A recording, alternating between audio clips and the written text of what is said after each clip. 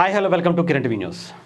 పవన్ కళ్యాణ్ గారిని చాలామంది డైరెక్టర్లు డైరెక్ట్ చేశారు, చాలా మంచి మంచి హిట్స్ ఇచ్చారు. బట్ ఈయన మాత్రం డిఫరెంట్ అని చెప్పాలి.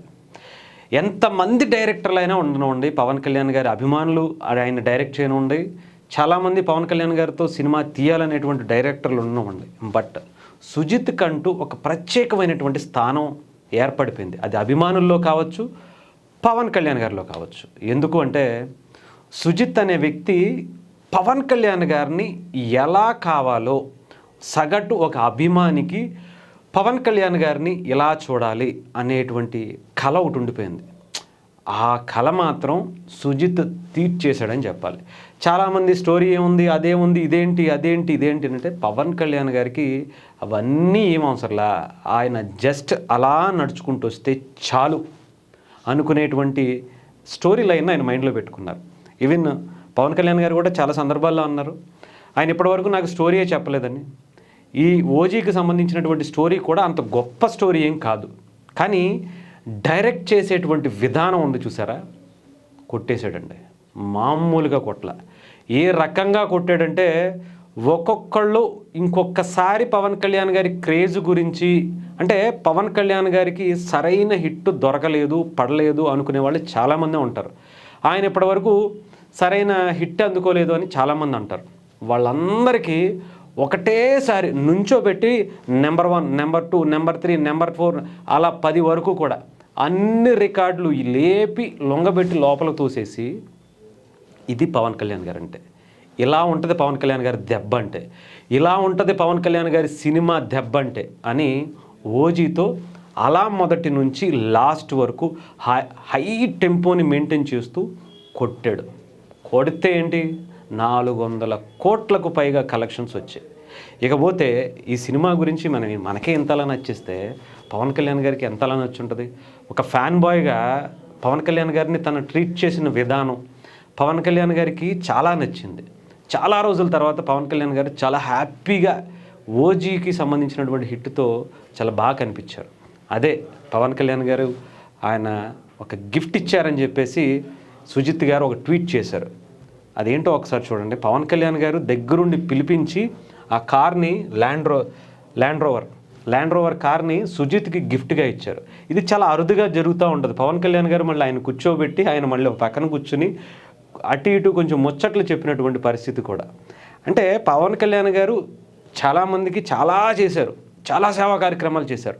బట్ ఎప్పుడూ కూడా ఏ డైరెక్టర్కి ఇలా ఇవ్వటం అనేది నాకు తెలిసి ఫస్ట్ టైం ఏమో అనుకుంటా. అదే గతంలో కొంతమంది వాచీలు కానీ ఇంకొకటి కానీ ఇచ్చారని తెలుసు, కానీ ఎంత బాగా పవన్ కళ్యాణ్ గారికి నచ్చేశారు అంటే మీరే ఆలోచించండి. సుజిత్ని పవన్ కళ్యాణ్ గారు ఒక బ్రదర్లా ట్రీట్ చేశారు. ఒక బ్రదరు డైరెక్ట్ చేసి అంటే తనని ఎలా చూపించాలో అలా చూపించినందుకు ఒక మంచి హిట్ ఇస్తే ఆయన ఎంత ఫీల్ అవుతారో, ఎంత హ్యాపీగా ఉంటారో. ఈసారి ఆయన హ్యాపీనెస్లోంచి వచ్చినటువంటి గిఫ్టే ఇది. ఆయనకేం ఉంచుకునేటువంటి అలవాటు ఉండదుగా. వచ్చినటువంటి డబ్బుని వచ్చినట్టే అలాగ పంపించేయటం అలవాటు ఆయనకి. అందుకే ఆయన సేవా కార్యక్రమాలు కూడా అంతే భారీగా ఉంటాయి. ఆయన మనసు అంత గొప్పగా ఉంటుంది.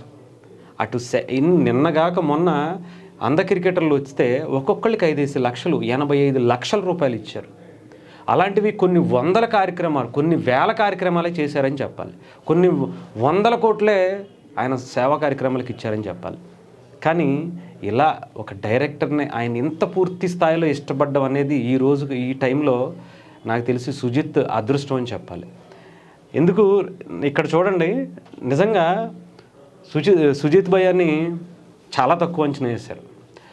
ఎప్పుడో రన్ రాజా రన్తో, ఆ తర్వాత సాహుతో కొంతవరకు ఆయన ఆ టెంపోని మిస్ అయ్యారు, ప్రభాస్ గారిని చూపించడంలో తక్కువ చేశారు అని చెప్పి తెలుగు వాళ్ళు అనుకున్నారు. కానీ నార్త్ ఇండియన్స్కి ఈయన గురించి బాగా తెలుసు.